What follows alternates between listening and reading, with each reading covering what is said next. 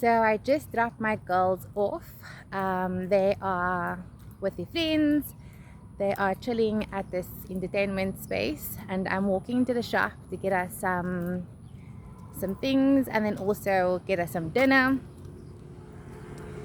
So why I didn't share, I will leave that for another day. Why I've been so quiet. Around about the 15th of February, I felt like I was ready to restart. I mean, getting over here, there was a lot of processing to do because of the fact that we left in such a big rush. I actually felt as if we weren't in Thailand for the first few days, few weeks. It was a very surreal feeling, and then one day I just like felt it. I was like, okay, we are here. We made it. And so then we kind of just like transitioned and then started healing and just doing things. Like my girls, I don't even recognize them. They are just so different. Like they've just healed so much. It's absolutely amazing. And so we just processed and we went through the motions. I recorded here and there. I haven't posted, so I'm gonna post those soon. The balance of the 90-day challenge that I set to myself is coming. But yeah, on the 15th of Feb, I thought I was ready to share again, and I started, and then I just got pushed back into silence again. But I'll share about that another day. Basically, the last time I posted, it was the 24th of February, and we were leaving our last accommodation, and we were headed to Da Nang, which is the city here in Vietnam, the city of Hoi An, where we are actually staying. And so this was a holiday for us. So what we were doing before was living normal life, just in a different country, in a different place, but living like locals, so not like a tourist. It's getting quite loud now because it's actually traffic time, so the roads are quite busy right now. And so I think I'm gonna wrap up quickly. But basically we were living normal life. And then when we went to Da Nang, that was our touristy time. So for 4 nights we had the experience of tourists. We did all the touristy things. That was our holiday. Everything else is not that. We are travelers. We are traveling. We are immersing ourselves in culture. We are living the same way we would back in South Africa. We are waking up, doing schoolwork. There's just a lot more friendships that we've encountered because everyone else is in the same community. Lots of meetups, lots of things like that. But other than that, like daily normal life. And so when people say I'm on a holiday, it's really like freaks me out a little bit, especially when one of those people is the father of my children. Like, this is a tough pill to swallow, but apparently because we are on holiday, he is not going to be paying maintenance because he will not subsidize our holiday. And this blows my mind because obviously no matter where you are in the world, you still need to have accommodation, you still need to have food that you eat, you still have to see to all those basic needs. But yeah, that's just his spin on things, which is so interesting.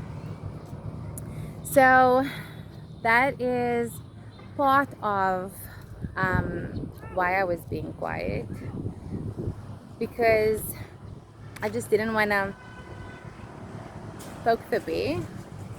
I just wanted peace. I just wanted stability for me and the girls. And unfortunately, every time I shared things, I felt like there was like a repercussion or a consequence that happened. But yeah, so we are not coming home at the end of the month because I have tried and tried to get communication with their dad, and it's just not happening. It's just not working. We are very much unable to effectively communicate.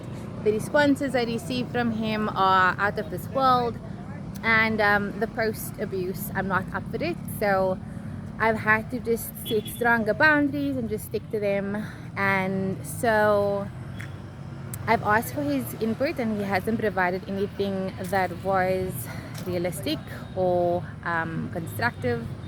And I've asked for information to know about resources, like when he's going to decide to start paying maintenance, because I've lost a lot of my funds due to having to supplement, obviously, as per usual.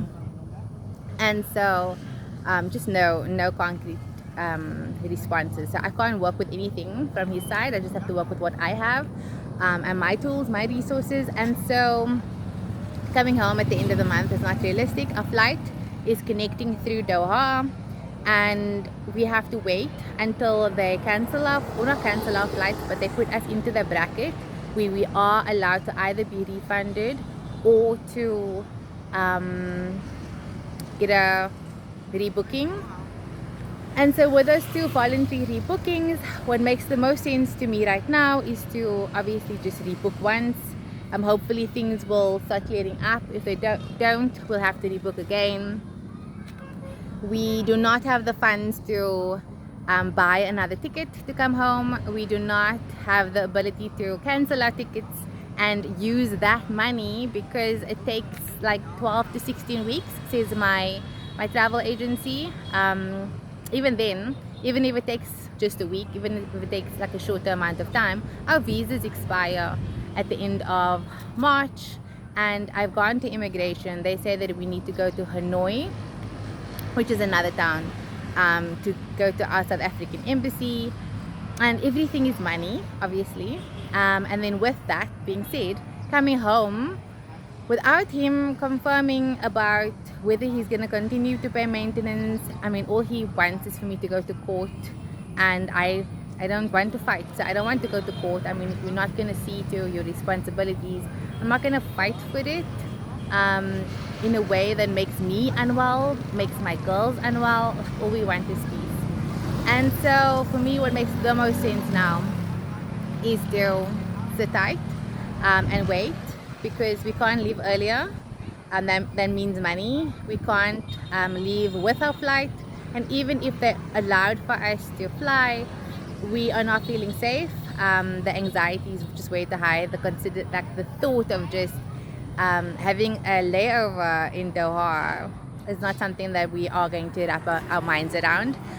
So yeah, that's an update for now. I will give you more detail and just like keep the ball rolling now, keep the information coming, because I'm done being quiet. I will share about why I'm done, what's happened with that's concerned. But yeah, that's enough for me today. I need to cross this road now. I need to cross this road now and get myself to the other side. They are setting up a wedding on the side. They do this big displays. It's so awesome, so interesting. But I'm gonna cross this busy road, get myself some food, and get back to my girls.